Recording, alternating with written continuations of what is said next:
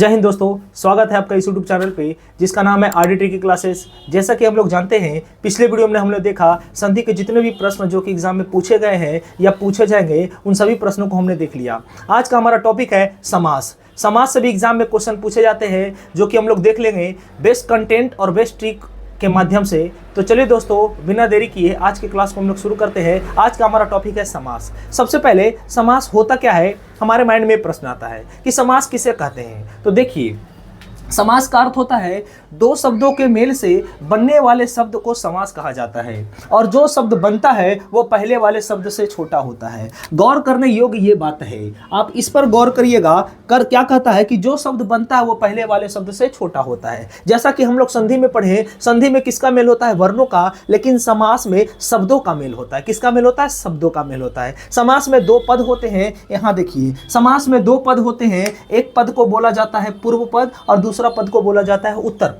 पहले पद को बोलते हैं पूर्व पद और दूसरे पद को बोलते हैं उत्तर पद। क्योंकि दो शब्दों के मेल से बनने वाले शब्दांश को हम लोग समास कहते हैं, इसलिए पहला पद क्या होता है? पूर्व पद, और दूसरा पद क्या होता है? उत्तर पद होता है। ठीक है, जैसा कि एग्जाम्पल के माध्यम से आप लोग देखिए, क्या कहा गया है? राजा का पुत्र। राजा हो गया हमारा पहला पद और पुत्र हो गया हमारा दूसरा पद, यानी कि उत्तर पद हो गया पुत्र और राजा हो गया हमारा पूर्व पद। तो पूर्व पद और उत्तर पद को जब मिला देते हैं तो ये क्या बनाता है? समास बनाता है। यानी राजा का पुत्र से कौन सा शब्द बनेगा? राजपुत्र, और राजपुत्र हमारा क्या है? समास है। क्या है? समास है। समास का विलोम होता है विग्रह। समास का विलोम क्या होता है? विग्रह। जैसा कि आप लोग जानते होंगे, संधि का विलोम क्या होता है? विच्छेद। संधि का विलोम क्या होता है? विच्छेद। तो वैसे ही समास का विलोम क्या होता है? विग्रह होता है। समास का मतलब होता है शब्दों को जोड़ देना, और विग्रह का मतलब होता है उन शब्दों को तोड़ देना, अलग कर देना। ठीक है, जैसा कि आप यहाँ देख सकते हैं, राजा का पुत्र हमारा समास नहीं है बल्कि ये विग्रह है। इसको जब हम लोग एक किया तो ये हमारा क्या बना? राजपुत्र, और राजपुत्र हमारा क्या है? तो समास है। क्या है? समास है।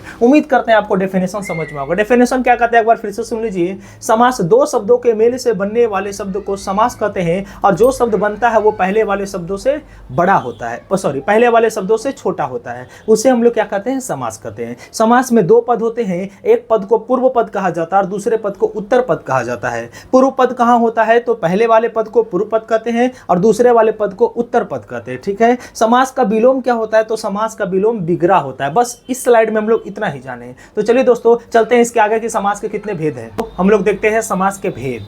कहता है समास के मुख्यतः 6 भेद होते हैं। समास के कितने भेद होते हैं? 6 भेद। आपके एग्जाम में पूछा जाएगा कि समास के कितने भेद होते हैं। समास के 6 भेद होते हैं। कौन कौन भेद होते हैं? देखते हैं। सबसे पहला होता है द्विगु समास। पहला क्या है? द्विगु समास।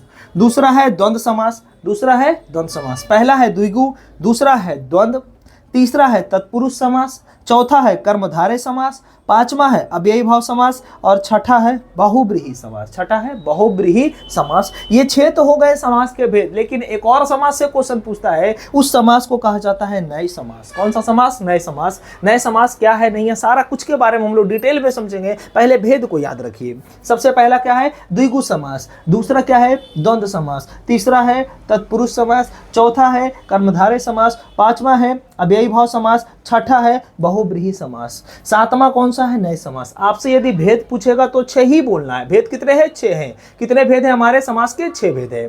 कौन कौन? द्विगु, द्वंद्व, तत्पुरुष, कर्मधारय, अव्ययी और बहुब्रीहि। एक और होता है, वो क्या है? नए समास। नए समास। तो चलिए हम लोग एक एक करके समास के बारे में जानते हैं। सबसे पहला कौन सा समास है? द्विगु समास। द्विगु क्या होता है? देखिए यहाँ पर द्विगु समास किसे कहते हैं। सबसे पहला चीज, द्विगु समास, जिस समास का पहला पद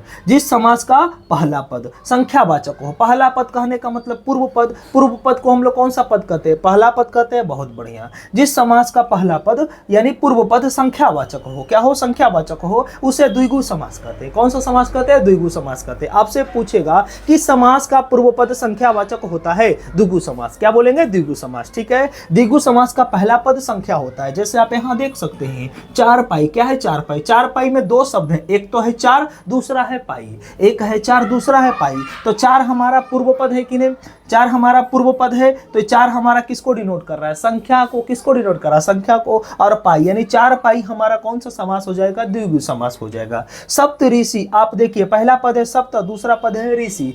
सप्तऋषि। तो सप्त हमारा क्या है, संख्या है कि नहीं, सप्त हमारा संख्या है, तो ये कौन सा समास हो जाएगा, द्विगु समास हो जाएगा। त्रिभुज द्विगु समास हो जाएगा। चौराहा द्विगु समास हो जाएगा। दशानन, दशानन हमारा द्विगु भी है और बहुब्रीहि भी है। क्या है, बहुब्रीहि। क्यों है देखिए समझिए, एक दशानन और दूसरा त्रिनेत्र, ये दोनों आपको याद रखना है। ये द्विगु समास में भी हम लोग जानते हैं इसको, बहुब्रीहि समास में भी जानते हैं। बहुब्रीहि समास क्यों कहते हैं, क्योंकि बहुब्रीहि समास वैसा समास को कहा जाता है जिसमें ना पहले पद की प्रधानता होती है ना दूसरे पद की प्रधानता होती है, बल्कि किसी अन्य पद की प्रधानता होती है। अन्य कहने का मतलब तीसरा पद। जब तीसरा पद की प्रधानता होती है तो वो कौन सा समास कहलाता है, बहुब्रीहि। जैसे आप दशानन, दशानन से किसे जानते हैं, तो रावण को। किसे जानते हैं, तो रावण को। दशानन मतलब जिसके 10 है, आनन 10 है, भुजा 10 है, सर, उसको हम लोग क्या बोलते हैं, दशानन। और दशानन अर्थात क्या, रावण, अर्थात रावण। तो जिसमें अर्थात लग जाए उसको हम लोग बहुब्रीहि में भी रखते हैं। तो अगर आपसे कोई पूछे दशानन कौन सा समास है और ऑप्शन आपको दे द्विगु और बहुब्रीहि, तो प्रायोरिटी हम बहुब्रीहि को देंगे। किसे देंगे, बहुब्रीहि को। ठीक है, बहुब्रीहि को प्रायोरिटी देना। ऐसे अगर बहुब्रीहि ऑप्शन में नहीं देगा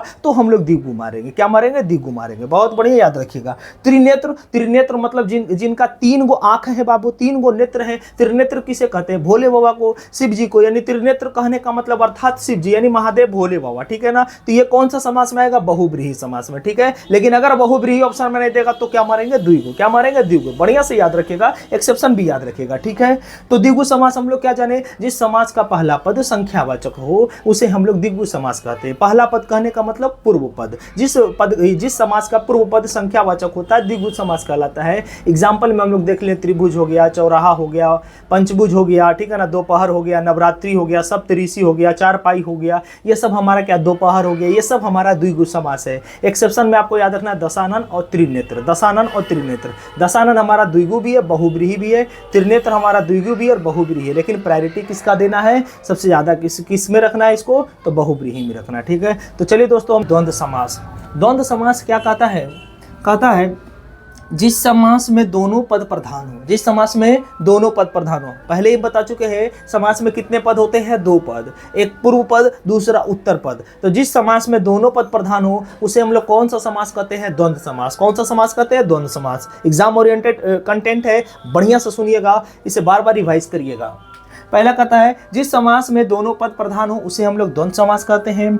दूसरा नियम कहता है जिस समास में दोनों पदों के बीच योजक चिन्ह लगा हो। क्या लगा हो, योजक चिन्ह, जिसको इंग्लिश में हाइफन बोलते। क्या बोलते हैं, हाइफन। आप इस तरीके से देख सकते हैं, सिंबल माइनस जैसा होता है, हाइफन बोलते हैं इसको, लगे हो, उसे भी हम लोग क्या कहते हैं, द्वंद्व समास कहते हैं। तो जिस समास के दोनों पदों के बीच योजक चिन्ह लगा होता है द्वंद्व समास कहते हैं। सिर्फ द्वंद्व में योजक चिन्ह नहीं लगता, अब यही भाव में भी लगता है, लेकिन कारण है, कुछ रीजन है, वो देखते हैं हम लोग। निचला देखिए, पढ़िए। तीसरा क्या कहता है, जिस समास में दोनों पद एक दूसरे के विपरीत हो। वेरी इंपॉर्टेंट टॉपिक ये, विपरीत हो। क्या हो, विपरीत हो। अभी तो हमने जाना कि जिस समास में दोनों पद की प्रधानता हो द्वंद्व है, ठीक है। जिस समास में दोनों पदों के बीच योजक चिन्ह लगा हो द्वंद्व हो, ये भी ठीक है। तीसरा नियम कहता है जिस समास में दोनों पद एक दूसरे के विपरीत हो, एक दूसरे के विपरीत हो, उसे ही हम लोग द्वंद्व कहेंगे। और उसके बीच में हाइफन लगल रहेगा तो ही द्वंद्व होगा। लेकिन अगर एक ही जैसे हो तो वो द्वंद्व नहीं होता है। दोनों पद एक ही जैसे हो और दोनों पद के बीच योजक चिन्ह लगा हो तो वो द्वंद्व नहीं होगा। तो क्या होगा, अब यही भाव होगा। जैसे आप इधर देख सकते हैं एक्सेप्शनल और इधर देख सकते हैं हमारा ये द्वंद्व का। पहले द्वंद्व समझते हैं, उसके बाद इसके ऊपर चर्चा करते हैं। पहला कहता है माता पिता। अब देखिए माता और पिता दोनों का अर्थ निकलता है कि नहीं, पहला रूल सेटिस्फाइड है। माता के भी अर्थ है, पिता का भी अर्थ है, ठीक है। जिस समास में दोनों पद को बीच योजक चिन्ह लगा, हाँ यहाँ पर योजक चिन्ह लगा है, बढ़िया, ये भी ठीक है। जिस समास में दोनों पद एक दूसरे के विपरीत है, बिल्कुल बढ़िया। माता का विपरीत पिता और पिता का विपरीत माता, ठीक है। ये कौन सा समास होगा, हमारा द्वंद्व समास। बहुत बढ़िया। अच्छा बुरा, अच्छा बुरा दोनों का अर्थ निकलता है, ठीक है। दोनों के बीच में योजक चिन्ह है, ये भी ठीक है। अच्छा का उल्टा बुरा है और बुरा का उल्टा अच्छा, ये भी ठीक है। यानी ये भी कौन सा समास हो गया, द्वंद्व समास हो गया है। आगे पीछे दोनों का अर्थ निकलता है, आगे पीछे दोनों के बीच में हाइफन लगा, ये भी सही है। आगे और पीछे एक दूसरे का विलोम है, ये भी सही है। दाल रोटी, दाल का विलोम रोटी, दाल रोटी दोनों का अर्थ निकलता है और इसके बीच में भी क्या लगा है, हाइफन लगा, ये भी हमारा कौन सा समास हो जाएगा, द्वंद्व समास हो जाएगा। रात दिन, रात और दिन का भी अर्थ निकलता है। रात का उल्टा दिन और दिन का उल्टा रात होता है। दोनों पदों के बीच में क्या लगा है, हाइफन लगा, ये भी कौन सा समास हो जाएगा, द्वंद्व समास। लेकिन आप इधर देखिए, इधर जो बॉक्स में कुछ एग्जाम्पल्स लिखे हैं, इनके बीच में आप हाइफन देख रहे होंगे, योजक चिन्ह तो लगा है लेकिन दोनों पद एक ही जैसे हैं, दोनों पद एक ही जैसे हैं, उल्टा नहीं है, उल्टा नहीं है, विलोम नहीं है। तो क्या ये हमारा द्वंद्व समास होगा? नहीं होगा। ये कौन सा समास होगा? अव्ययी भाव। कौन सा समास होगा? अव्ययी भाव। क्योंकि अव्ययी भाव समास कहता है दो पदों के बीच योजक चिन्ह लगा हो और दोनों पद एक ही जैसे हो, दोनों पद एक ही जैसे हो, दोनों पद एक दूसरे को उल्टा नहीं हो बल्कि एक ही जैसे। उल्टा रहता तब तो द्वंद्व हो जाता, और एक ही जैसे है तो कौन सा समास होगा? अव्ययी भाव। कौन सा समास होगा? अव्ययी भाव। तो इसलिए याद रखिए, रातों रात, देखिए रातों रात, रातों रात एक ही जैसा है कि नहीं, कौन सा समास हो जाएगा? अव्ययी भाव। बातों बात, बातों बात में लड़ाई हो गई, अव्ययी भाव। रातों रात अंबानी बन गया, अव्ययी भाव। आगे आगे चलो, अव्ययी भाव। हाथों हाथ, यानी किताब हाथों हाथ बिक गई, अव्ययी भाव। ठीक है ना। ये सब जो एग्जाम्पल इधर लिखे हैं ये सब कौन से समास में आते हैं? अव्ययी भाव समास। तो उम्मीद करते हैं दोस्तों आपको ये समास, दो समास बढ़िया से समझ में आए होंगे। आगे का पार्ट हम लोग कल लेकर के आएंगे। आज के लिए इतना ही। यदि वीडियो पसंद आता है तो चैनल को सब्सक्राइब करें, ज़्यादा से ज़्यादा शेयर करें और लाइक करें, और बेल आइकन को भी दबा दें ताकि जो भी नोटिफिकेशन हम डालें वो सबसे पहले आपके पास पहुंच जाए। तो चलिए आज के लिए इतना ही, बाकी मिलते हैं कल। जय हिंद।